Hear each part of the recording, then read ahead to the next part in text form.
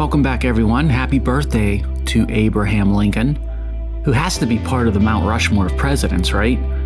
Oh, wait, he's already on the Mount Rushmore of presidents, literally. Hey, Nick DeOlius here, and here is the Far Middle. Welcome to episode 195 in the middle of the month of February. Okay, our sports dedication this week is going to focus on the best at his specialized craft in the history of the game of baseball, and someone who passed away a relatively young age of 65 years at the very end of last year. A great player, but also a unique personality. I'm talking about Rickey Henderson.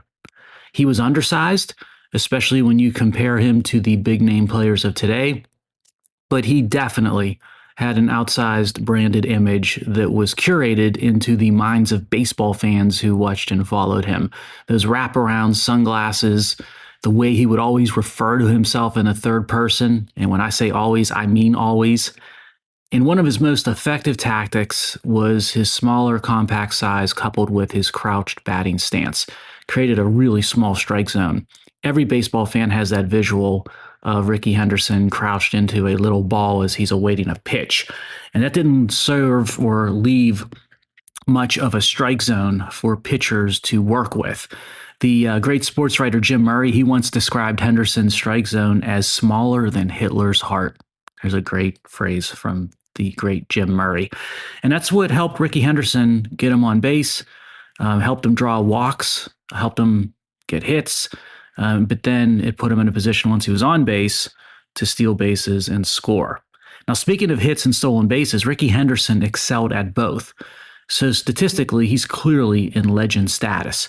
He surpassed the magical 3,000 career hit mark, with only the smallest percentage of baseball greats being able to achieve that.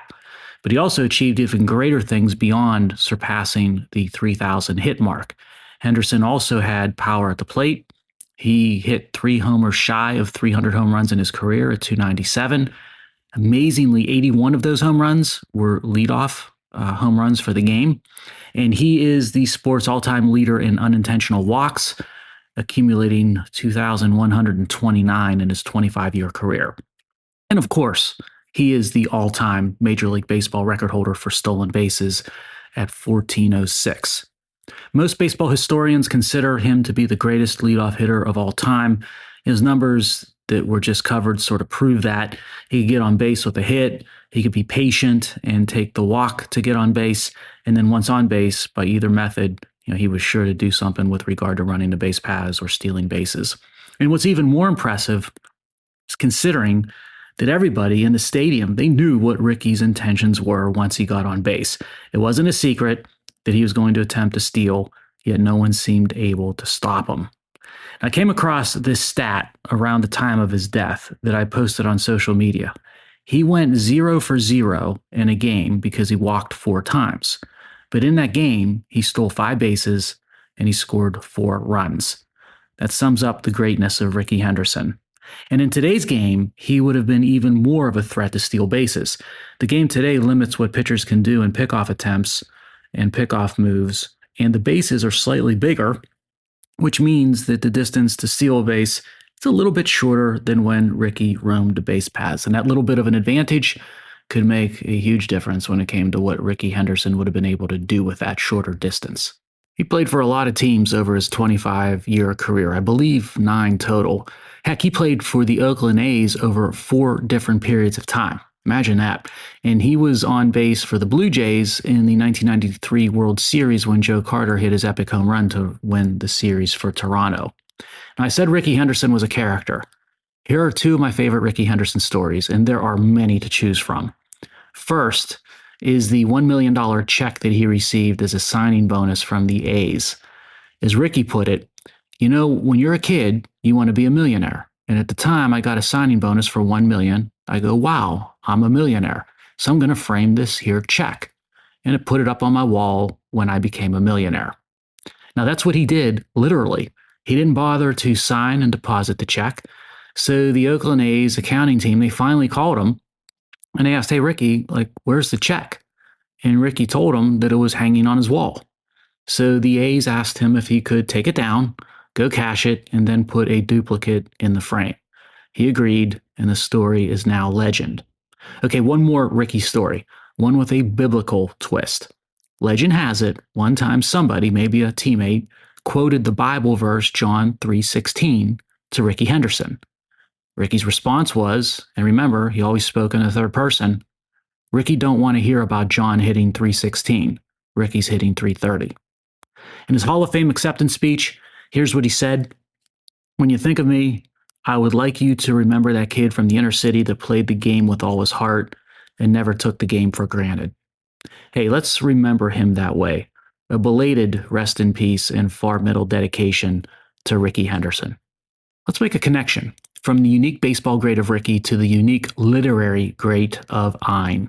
How about a dose of Ayn Rand insight?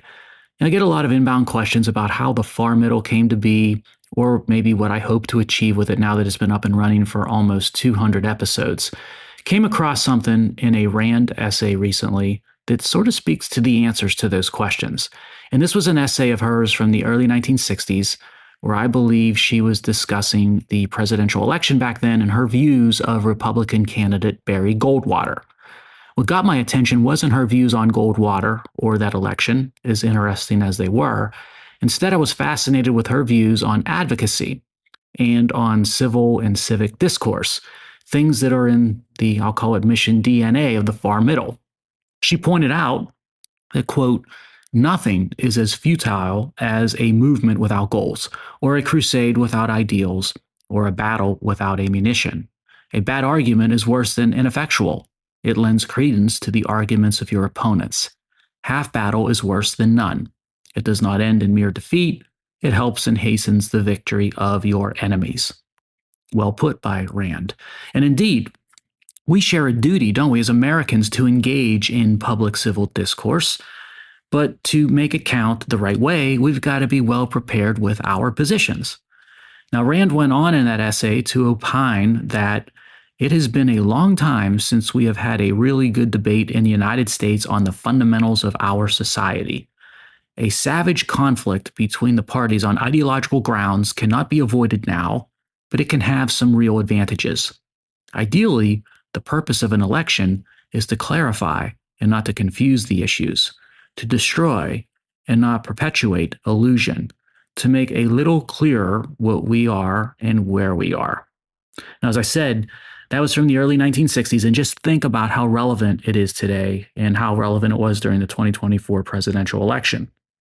The more you read Rand, the more you respect her independent thinking ability, and I think some of her most insightful thoughts can be found in her essays and speeches, as opposed to her more popular platform of the fictional novel.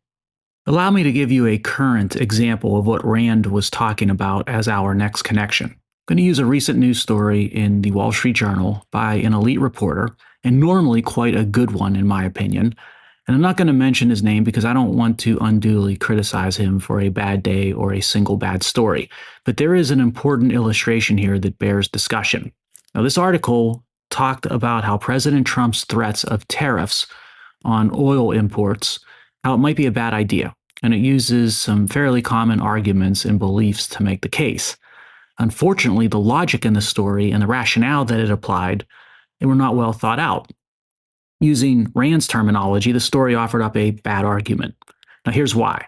The first flaw in the story was positing that having Europe buy more U.S. energy, that might improve the specific balance of trade and energy, but that it wouldn't change the overall U.S. trade balance, and it might even make it worse.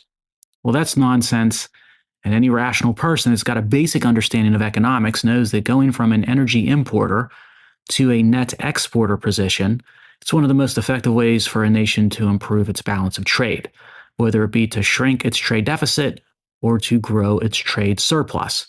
And it's shocking to see such a poor logic applied by an esteemed institution such as the Wall Street Journal in this instance.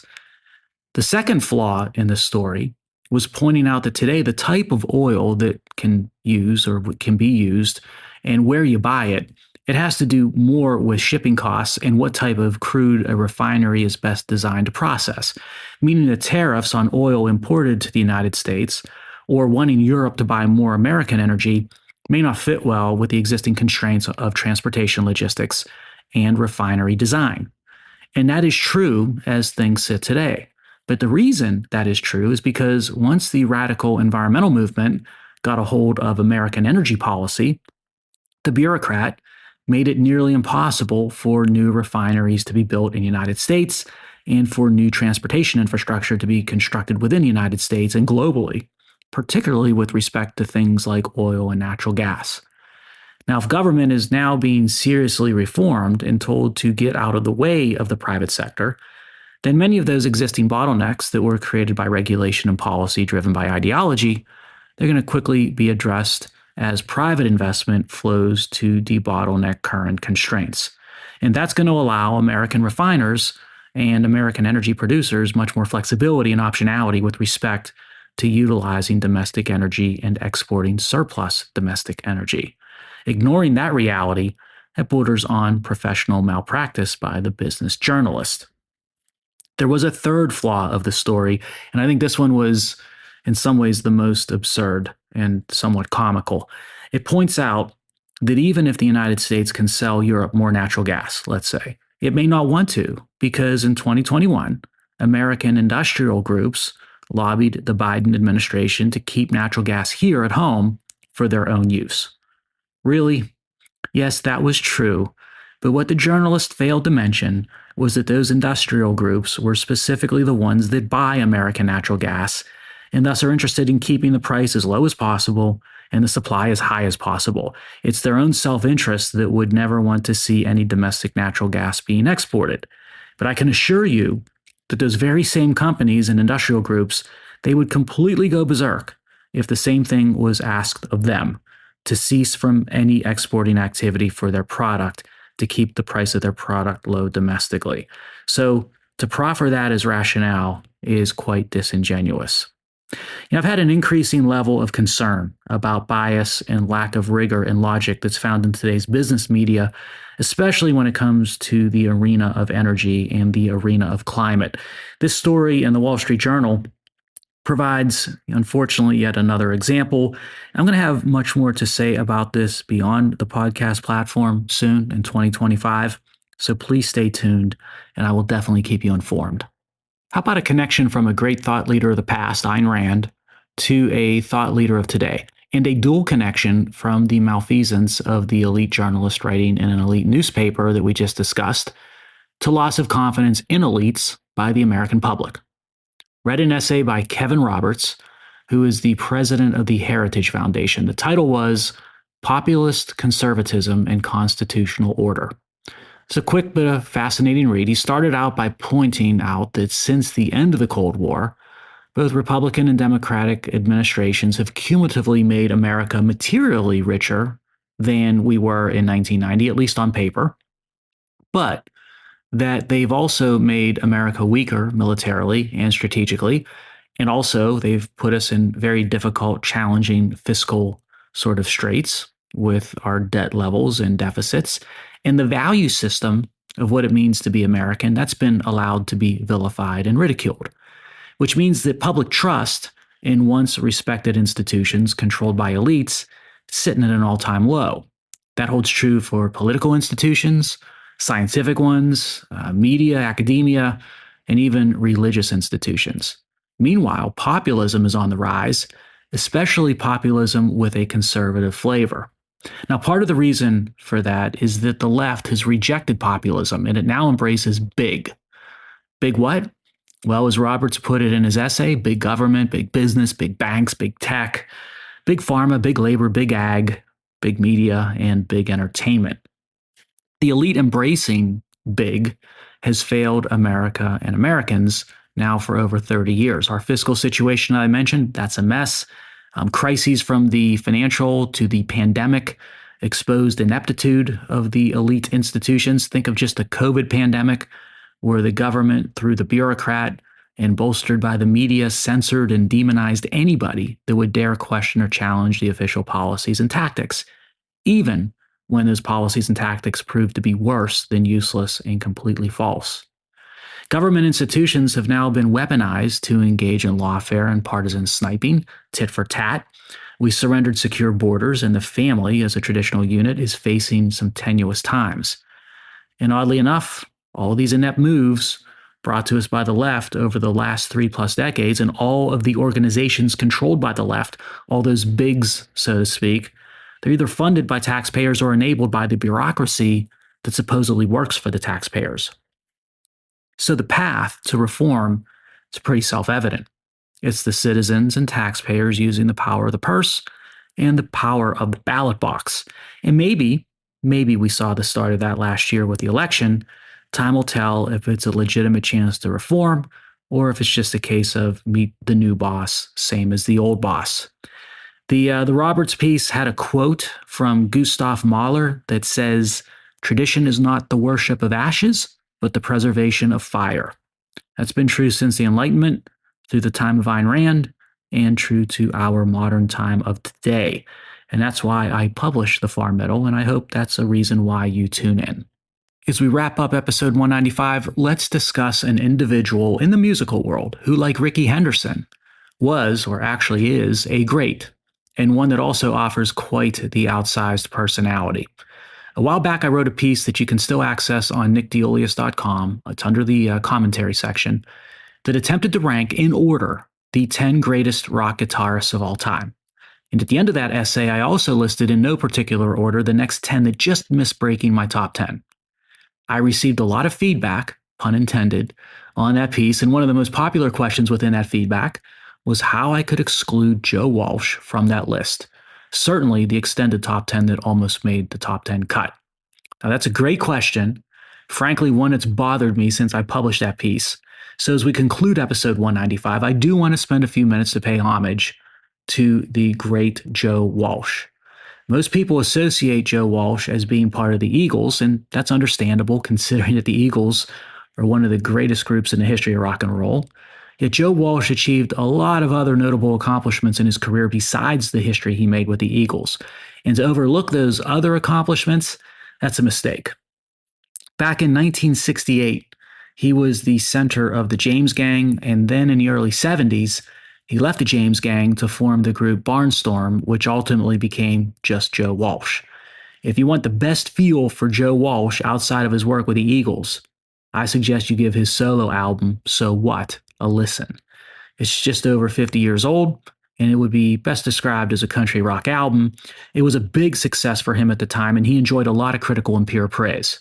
Now, who do I mean by peers? Well, Pete Townsend and Jimmy Page, they love the album, and they love Joe Walsh. And Eric Clapton said of Walsh, he's one of the best guitarists to surface in some time. I don't listen to many records, but I listen to his. Joe Walsh had serious expectations for that album that became So What. Before it was released, he told Rolling Stone that he wanted the record to be the difference between Revolver and Sgt. Pepper, referring to the evolution the Beatles enjoyed, that jump between those two albums. And by the way, Joe Walsh's brother-in-law is none other than Ringo Starr. Ringo and Joe are married to the Bach sisters. But back to that album of So What. Like much art that became great, this album was impacted by personal tragedy. His wife at the time was driving their 2-year-old daughter to school in Boulder, Colorado, where they lived, when her vehicle was hit by another car, and their 2-year-old daughter died from injuries sustained in that accident. A true tragedy. And much of that obvious pain that he went through with that loss, you can find it in songs on So What. Falling Down and Help Me Through the Night were two of the most notable examples. There's also Song for Emma, which was the name of his daughter. And for another side note, the song Falling Down, that was co-written with Walsh by Don Henley, which would become, of course, his future bandmate in the Eagles. Glenn Frey of the Eagles also appears on this album. In fact, Joe Walsh urged his producer at the time to produce the Eagles albums. And with all those interconnections, it's not surprising that Joe Walsh eventually ended up as a member of the Eagles. So be like Eric Clapton and give So What by Joe Walsh a listen if you get a chance in the coming days. Try to put yourself in his frame of mind, considering the pain he was in when he made that record due to the loss of his daughter. It's my favorite album from the eccentric and lovable Walsh. What's my favorite Joe Walsh song? Well, as a solo act, I'm going to go with In the City. And as part of the Eagles, where he sang lead, I'm going to go with Pretty Maids All in a Row. What's your faves from Walsh? And while you ponder that question, I can tell you what Joe Walsh's favorite song of his solo catalog is. He's gone on record, pun intended again, saying that Rocky Mountain Way was the best song that he wrote. He came to the lyrics while cutting his grass in Colorado and looking up at those snow-covered mountains on a nice warm day. And he went in the house and he wrote the lyrics, tying them to his career switch from the James Gang to a solo act. That's where the line of "the Rocky Mountain Way is better than the way we had," that's where it came from. He's talking about going from the James Gang to solo. Oh, and back to the impact and influence of Joe Walsh. Here's a cool few anecdotes. In 1969, he insisted that Led Zeppelin's Jimmy Page switch to a Gibson Les Paul Standard, and he sold Jimmy Page his own 1959 model. Now, that guitar would become Jimmy Page's go-to, and it formed the core for what became the signature sound of Led Zeppelin. And then in 1970, Joe Walsh gave Pete Townsend of The Who an orange Gretsch guitar and a Fender amp. Townsend used that combination on Who's Next and Quadrophenia to produce that new heavy sound of The Who. And for those of you that have been constant listeners of this podcast long enough, you might recall that my favorite Who album of all time is Quadrophenia. My favorite Led Zeppelin album, by the way, is Physical Graffiti, which are interesting because both Quadrophenia and Physical Graffiti, they're double albums, so maybe that's cheating to say that they were my favorite albums from those groups. Hey, that's it for this episode, folks. Until next week, always stay connected to that far middle.